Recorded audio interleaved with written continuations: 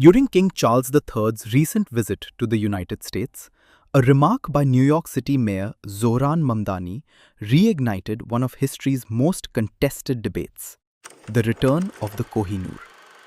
On April 29, 2026, Mamdani said that if he had a chance to speak privately with King Charles III, he would encourage him to return the Kohinoor to India. So you haven't thought about anything you might say if you say hello to him and he stops to chat? If I was to speak to the king separately from that, I would probably encourage him to return the Koh-i-Noor diamond. A symbolic statement, but one that touches a deeply layered history of empire, conquest, and contested ownership. The Kohinoor is no ordinary gem. Weighing 105 carats today, it belongs to the rare Type 2A category, among the purest diamonds on Earth, making up barely 1 to 2% of natural diamonds. But it wasn't always this size.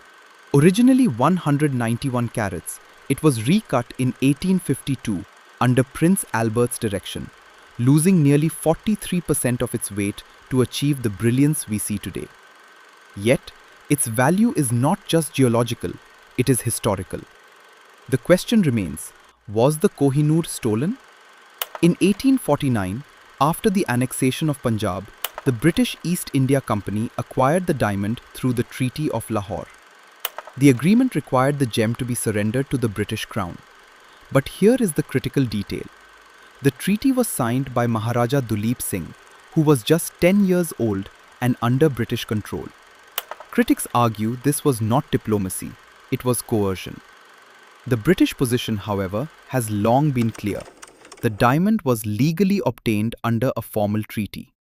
This disagreement continues to define the modern debate. India has, over decades, repeatedly demanded the return of the Kohinoor during diplomatic engagements, state visits, and international forums. Historians like William Dalrymple have also contributed to the conversation, attempting to separate historical fact from popular myth. But to understand the Kohinoor fully, you have to trace its journey. It is believed to have been discovered in the Golconda mines of India before becoming part of Shah Jahan's legendary peacock throne. In 1739, Persian ruler Nader Shah invaded Delhi, taking the diamond back to Persia and reportedly giving it the name Koh-i-Noor, meaning Mountain of Light. From there, it passed through Afghanistan before landing in Punjab under Maharaja Ranjit Singh in 1813. And then, in 1849, it entered British hands. By the time it was displayed at the Great Exhibition in London in 1851, the Kohinoor had already become a global spectacle and a symbol of imperial power. Today, it remains part of the British crown jewels, never sold, never priced, and officially considered a sovereign treasure. But it also carries another name, the blood diamond. Not because of modern conflict, but because almost every transfer in its history, from Delhi to Persia, from Afghanistan to Punjab, and finally to Britain, came through war, conquest, or unequal treaties.